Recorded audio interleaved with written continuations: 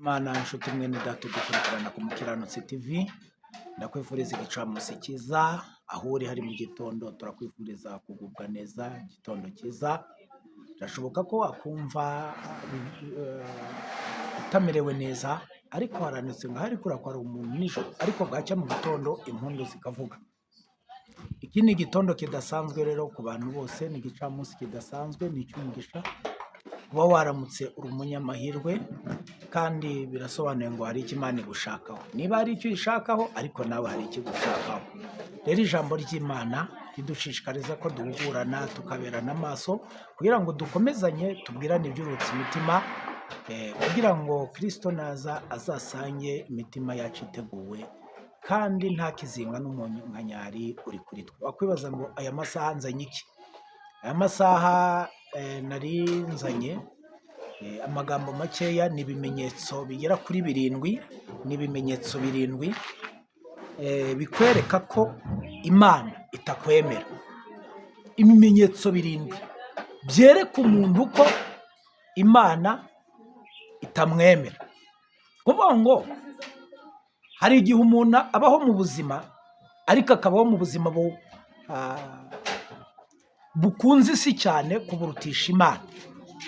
Iyo umuntu rero atangiye gukora icyaha, akakiryamana akakirirwana, bikaba gutyo umunsi wa mbere, 2, 3, ibihe biba byakomeye. Rero icyo narinzanye ni ibimenyetso 7 bigaragaza ko Imana itakwemera niba uri mu byaha. Ariko 7 bishobora kukwereka ko Imana itakwemera. Ikimenyetso cya mbere kikwereka ko Imana itakwemera ni ukuba udakurikiza amategeko y'Imana. Ubyumva abyumva nk'ibintu bisanzwe biri aho ngaho, ariko reka nkwibwire wunkurikiye, ntabwo bisanzwe. Hano wumvise ko ni ukuba udakurikiza amategeko y'Imana. Ubwabyo kuba utagendera mu mategeko y'Imana, uba uri kure y'umugisha w'Imana. Ni hahandi umuntu yishuka ko atunze, atunganiwe, kandi Bibiliya ivuga ko ari umutindi wo kubabarirwa. Iyo umuntu abayeho mu buzima bw'ibyaha, iyo umuntu abayeho mu buzima bwo kuba ikigenge mu mwuka, atagihugurika, atagishaka nyine kwegera Imana, atacyubaha, akarya ibyaha nk'uko umuntu anywa amazi arya ibiryo, burya aba ari ikibazo, kurimbuka kuba kumwegereye. Rero Imana yatanze amategeko yayo mu nyigisho zitandukanye. Iyo umuntu ayica abigambiriye, bisa naho ahitamo kwitandukanya n'Imana. Iyo umuntu yishe amategeko y'Imana abishaka kandi abigambiriye, aba yatandukanye n'Imana. Icyo bivuze ni igiki rero? Bibiliya iravuga mu gitabo cyo Gutegeka kwa 2:28 ngo nitwubahiriza amategeko n'amateka by'Uwiteka, ijambo rivuga ngo iyi migisha izatuzaho. Kuvuga ngo hari umugisha uza ku muntu kubera ko yubashye Imana, kubera ko ari mu nzira z'Imana. Imana imuha umugisha akagubwa neza. Rero urugero nko kubeshya, kwica, kwiba n'ibindi, ibi ni ibimenyetso bikwereka ko uba utari gukurikiza amategeko y'Imana. Rero iyo umuntu ari mu nzira y'Imana, iyo umuntu yemerwa n'Imana, iyo akoze icyaha arakihana. Iyo umuntu aguye mu makosa, yibuka kubwira Imana ngo mbabarire, ariko amakosa ya mbere ni ugukora icyaha ukakiryamana. Icyo gihe ujye umenya ngo niba utagifite umutima wihana, ujye umenya ngo Imana ntikwemera. Ushaka wasoma muri Yohana 14:15. Ikimenyetso cya kabiri kikwereka ko Imana itakwemera ni ukumva umutimanama wawe ugucira urubanza. Iyo umuntu akoze ikibi, umutimanama mucira urubanza. Iyo utangiye kumva umutimanama wawe ukuburira kenshi ukabyirengagiza ni ikimenyetso cy'uko uri kure y'Imana. Yesu atugirire neza kandi umwami Imana atugenderere mu izina rya Yesu. Iyo umuntu atangiye kumva umutimanama we umucira urubanza, ni ikimenyetso kigaragaza ko uyu muntu ari kure y'Imana, ari kure y'ubushake bw'Imana. Ariko umutima ukagucira urubanza, ntubyiteho, ukabyirengagiza, ukabica amazi, ukabisuzugura. Buryo ujya umenya ngo uri kure y'ubushake bw'Imana. Ikimenyetso cya gatatu kikwereka ko uri kure,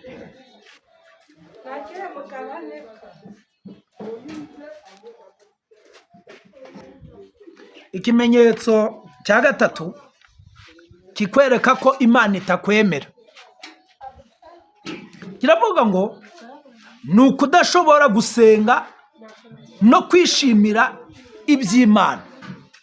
Ushobora kubyumva nk'ibintu bisanzwe, ariko iyo utagifite ubushake bwo gusenga cyangwa se gusoma ijambo ry'Imana cyangwa kuba mu muryango w'abemera, bishobora kuba ikimenyetso cy'uko hari ibyangiritse mu mubano wawe n'Imana. Kudashobora gusenga no kwishimira inzira y'Imana. Yesu ahimbazwe cyane rero. Iyo umuntu atagifite kwishimira iby'Imana, ukumva nyine iby'Imana ntibikuryoheye, birakubihiye, wakora icyaha ukumva nta n'icyo bikubwiye, buryo ujya umenya ngo watandukanye n'Imana. Icyo gihe uba ukiri kure.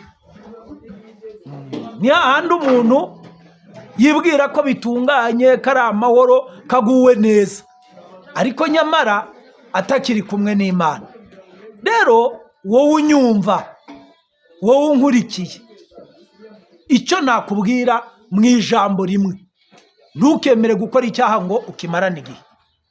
Jya ugira umutima ugutera kukihana, umutima utuma wihana ukireka mbese. Ikimenyetso cya kane kikwereka ko Imana itakikwemera, yuko watandukanye nayo. Icya kane kiravuga ngo ni uguha ibyaho, ni ugukora ibyaha ukanabikunda. Umuntu uri mu nzira itemerwa n'Imana akora ibyaha ariko ntiyicuze cyangwa se agashimishwa nabyo. Iyo bitandukanye no gukora ibyaha ugahita wicuza, ugasaba Imana imbabazi. Imana ikugirire neza nshuti mwene data. Hano hari ugukora ibyaha, ariko hari no kubikora by'indengakamere, ugasanga umuntu atuye mu buzima bw'icyaha, mbese akabikunda, akabituramo, akaba ari byo biba ibiryo bye bya buri munsi. Umuntu yaba atabeshye akumva nyine ni ereri ikomeye yakoze, ariko ntukemere gukunda ibyaha ngo ubuzima bwawe buture mu buzima bw'icyaha.